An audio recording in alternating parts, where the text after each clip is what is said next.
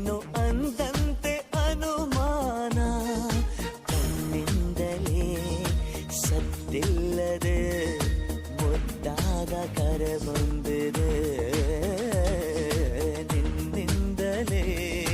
ನಿನ್ನಿಂದಲೇ ಕನಸೊಂದು ಶುರುವಾಗಿದೆ.